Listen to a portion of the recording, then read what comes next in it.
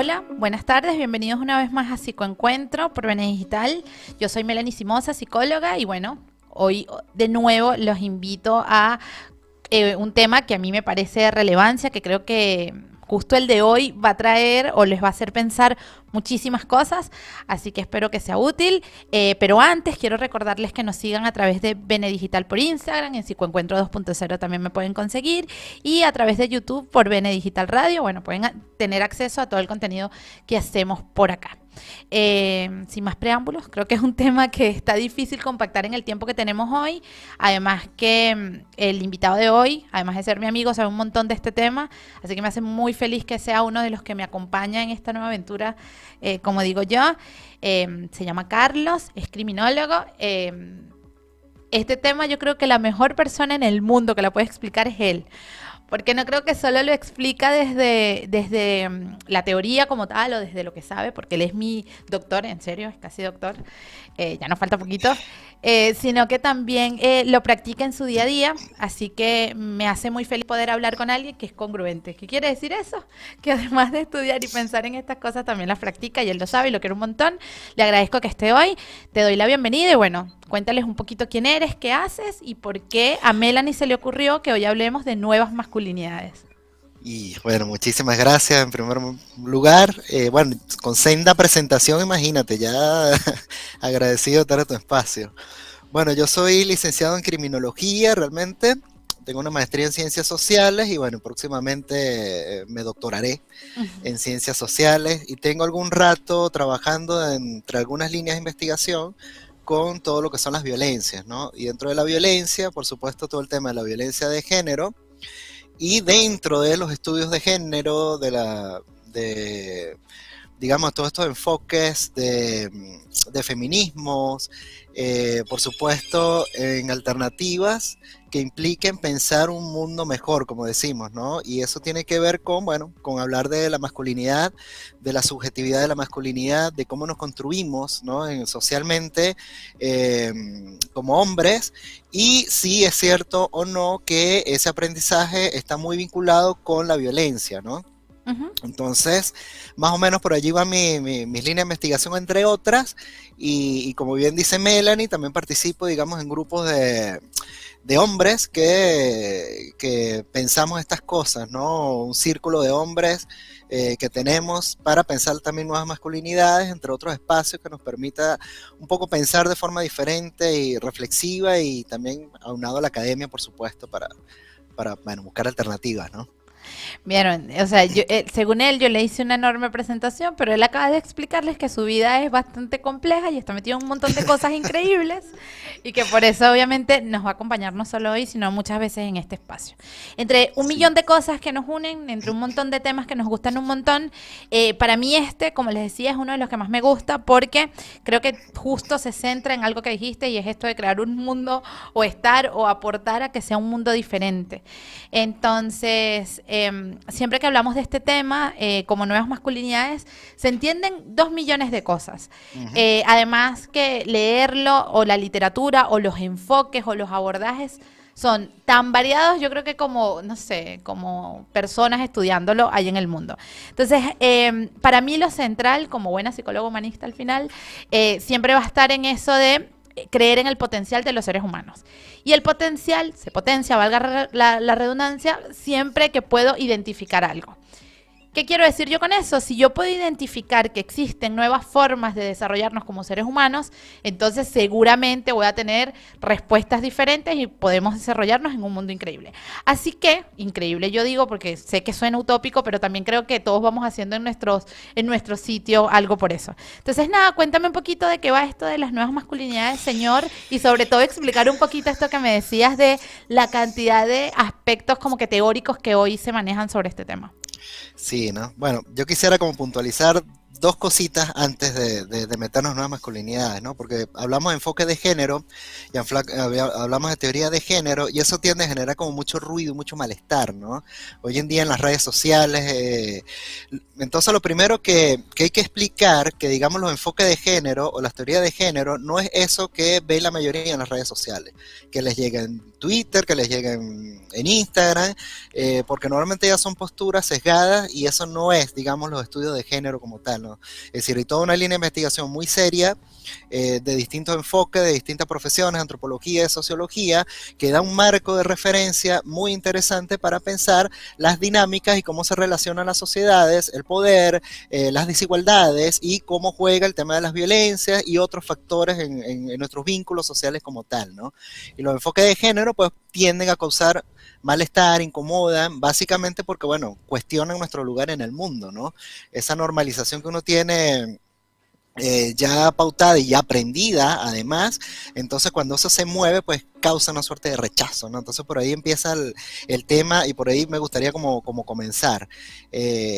¿Por qué los estudios de género y los feminismos empiezan a generar mucha incomodidad y también empezaron a generar incomodidad en digamos, lo que se entiende desde el punto de vista de hombres, ¿no? Es decir, cuando nosotros vemos que efectivamente, cuando uno analiza las estadísticas y ve que efectivamente la mayoría de víctimas, mujeres, de violencia y de distintas violencias, digamos, tienden a ser violentadas por partes de hombres, ¿no? Por supuesto, los hombres son los que más delinquen en el mundo, etcétera, y todo unos análisis, pero cuando uno empieza a analizar de forma diferenciada, entiende que hay un problema con la masculinidad y hay un problema con la violencia vinculada a la masculinidad. Entonces, empezaron muchos estudios a empezar a pensar en ello, ¿no? Primero, derribar mitos. Uno de los primeros mitos es pensar, no, bueno, porque como tenemos testosterona, ¿no? Esos mitos biológicos, como tenemos testosterona, entonces la testosterona está vinculada a la violencia, entonces las mujeres, el estrógeno no es tanto y por eso los hombres son violentos y ni modo, soy hombre, ¿no? Que tienden a hacer justificaciones, porque cuando uno hila fino, encuentra muchísimos ejemplos, incluso de distintas sociedades, de tribus, de cosas aisladas, donde esto no necesariamente sucede así, son los mismos seres humanos, ¿no? Uno quizás de los más famosos son los Samay, creo que se llaman así, los Samay, si mal no recuerdo, en Malasia Peninsular, que son una suerte de tribu, y esto se ha estudiado mucho en la antropología, donde sus creencias, sus singularidades, su forma de pensar, es que la violencia es una cosa inaudita para ellos. Tienen un nombre específico cuando contestan mal, ¿no? Cuando hacen algún desaire, etcétera, y para ellos es terrible, es una falta de respeto pero a sus creencias más fundamentales y son una de las tribus más pacíficas del mundo y tienen las mismas testosteronas que tienen todos los hombres. Entonces uno empieza, ¿no?, a bailar fino, empezar a contrastar en las sociedades y empieza a ver que no, que tiene que ver con temas de aprendizaje, con cómo se constituyen nuestras sociedades actuales. Y cuando uno empieza a mover, ¿no?, esas bases de las sociedades actuales, pues empiezan las incomodidades, pero también salen cosas muy interesantes, ¿no? Esto de enfoque de género, por lo menos para mí, me ha servido mucho para repensar mi lugar en el mundo, pero también cómo puedo de alguna manera hacer que mi presencia en el mundo sea mucho más adecuada, sea mucho más asertiva, ¿no? Sea mucho más humanista, sea mucho menos violenta, ¿no? Rompiendo esos patrones de enseñanza que que uno ve mucho y que se analiza y se interpreta como masculinidades hegemónicas, ¿no? Es un término así muy genérico, pero quizás la masculinidad hegemónica es esta que uno ve donde el machismo está muy presente, donde el hombre tiende a ser muy controlador, donde el hombre es el que manda y la mujer obedece, ¿no? Esas construcciones sociales que uno lo escuchaba mucho con nuestras abuelas, nuestros antaños, en las películas del qué sé yo, de repente de la era de oro mexicanas, ¿no? Donde el macho es el que desaparece y dice, ¿no? Y la mujer no tiene palabra. Entonces, esa masculinidad hegemónica, donde de alguna manera las bases de la sociedad occidental digamos, se levantó, evidentemente tiene componentes violentos muy grandes, pero que se pasaban de largo hasta que los movimientos feministas empiezan a levantar la voz, empiezan a mover esto, decir, mira, no es normal, no puede ser normal, no puede ser adecuado, todas estas dinámicas de poder y toda esta exclusión y subordinación de la mujer frente a lo que se entiende como el hombre hegemónico masculino violento. Entonces, claro, para poder desmontar un poco esto, se empieza entonces a pensar en cómo los hombres nos vemos como hombres, cómo nos formamos, cómo la subjetividad del ser hombre que pase mucho por los hombres no lloran, por ejemplo, y si los hombres no lloran y si nos prohíben llorar desde niños, cómo aprendemos a gestionar nuestras emociones, ¿no? Cómo aprendemos a expresar lo que los molesta, lo que no, y cómo podemos ser más asertivos si ya desde chiquitos nos enseñan que tenemos que reprimir las emociones y aprende a ser machito, y el machito no llora, el machito es hombrecito, hombrecito es, implica violencia, implica pelear, implica ponerse en lugares donde incluso nosotros los hombres no nos gusta estar, sino que la propia sociedad nos obliga a tener que pelear, a tener que enfrentarnos a situaciones que por el hecho de ser hombre, tener que demostrar el hecho de ser hombre, tenemos que enfrentarnos, ¿no? Los hombres tenemos eso de que siempre tenemos que estar demostrando la masculinidad, todo el tiempo. O sea, siempre está como en tela de juicio la masculinidad. Entonces, el acto violento es una forma común de demostrar que sí, mira, yo soy macho, ¿no? O el aguante, el tener que soportar dolores físicos, el tener que soportar cualquier tipo de los deportes, etcétera. Si me golpeo muy fuerte, no puedo llorar porque soy hombre. Entonces, cuando nos configuramos, ¿no? en esas formas de comportarnos y de relacionarnos, evidentemente empieza uno a observar que mucho de las formas como uno se comporta, muchas de las formas de las respuestas inadecuadas tiene que ver con esa crianza, ¿no? con ese aprendizaje. Entonces empezar pasa que la palabra de construir está también como muy utilizada, muy masificada, ¿no? Entonces trato de usarla un poco para no generar ese malestar en la audiencia, ¿no? De decir, ¿hasta cuándo la deconstrucción? Pero es una palabra muy interesante realmente. Palabra favorita mía, perdóname. Claro, porque no es solamente de construir, no implica solo cambiar, ¿no? Sino implica estar consciente, implica actuar, implica tener un pensamiento crítico sobre lo que se hace y actuar en función a ello, ¿no? Entonces la palabra de construir es muy interesante, Sí, muy, muy claro. buena. De hecho, mientras que te escucho hablar, me viene a la cabeza porque este era uno de los temas que yo tenía tantas ganas de hablar. Y viene por esto de que como seres humanos, sí, hay un montón de deberías, de introyectos, de cosas que ya están y que yo no voy a decir que sea lo contrario, pero la importancia de poder escuchar. Pienso mucho en la diferencia de atender a una mujer que a un varón en Claro, terapia y no te puedo explicar cómo es. Porque la mujer viene hasta con su preconcepto de soy histérica, hola, soy histérica, y el varón claro, viene de yo soy el señor que tiene, me recuerdo mucho a Tontón, uno de una película que es hola, yo estoy, y tengo que proveer, y tengo que hacer, y tengo que hacer. ¿Y te angustia eso? No, porque yo soy hombre y yo tengo que proveer, por ejemplo. Entonces, como claro. que la angustia no existe. Y lo único que nos acompaña en realidad como seres humanos es la angustia y la vulnerabilidad. Entonces, tratar de poner eso de frente, lo duro que es, y creo que vuelvo al detalle base de casi que todos los espacios donde puedo compartir, que es esto de poder escuchar, escucharme antes de escuchar, de poder masticar los introyectos. Entonces, si yo durante mucho tiempo aprendí que como hombre no puedo llorar, no puedo decir, no puedo hacer, necesito primero devolverle eso al mundo, es decir, entiendan ustedes que nos podemos llorar, pero además actuar en función de eso. Es decir, actúo en función de que yo no siento, de que yo no valgo, aunque parezca todo lo contrario, y cómo terminamos en esta sociedad donde hay una barrera entre ser y sentir. O sea, soy todo esto que acabas de describir y siento lo que puedo y no me y lo que puedo y me permito, que por lo general no me permito nada. Así que me parece increíble que lo podamos hacer desde esta perspectiva y quizás lo que más me interesa hoy, Carlos, es quizás pedirte un poquito en primera persona cómo te sientes tú o cómo percibes tú el vivir o el ver la vida desde esta perspectiva. Qué pregunta. Bueno, siempre, eh, no sé, quizás es muy interesante, ¿no? Porque, bueno, como bien me conoces, yo trato de aplicar un poco de ser como coherente, ¿no? A veces lo logro, a veces no. Y cuando no, también es interesante porque me permito que yo creo que ese es como el llamado, ¿no? A ser conscientes de cuándo se nos salen esos micromachismos, cuándo estamos actuando de forma de esta masculinidad hegemónica y que la alternativa no implica o sea, no es lo contrario, ¿no? ¿No creen ustedes que Ujú. la nueva masculinidad entonces es la feminización de la masculinidad? O entonces ahora tenemos que ser femeninos, no tiene que ver con eso, es decir, tiene que ver con actuar en función, como te sientas bien, perfecto, pero consciente de quizás de lo que estás haciendo, lo que estás proyectando y que puedes gestionar toda forma de vincularse de forma mucho más asertiva, ¿no? Alternativa a la violencia, alternativa a esta masculinidad hegemónica. Entonces, para mí ha sido un descubrimiento realmente muy interesante y es como empezar a derribar muchos mitos y creencias, ¿no? Que a veces es interesante en los demás, porque uno sin darse cuenta, solamente haciendo las cosas bien, puede hacer un impacto interesante en las personas que te observan, ¿no? Yo, por ejemplo, estoy divorciado y convivo mucho con mi hija que tiene 6 años. Entonces, el hecho de ser padre, digamos, activo, ¿no? De decidir ser un padre presente, decidir también ser un padre funcional.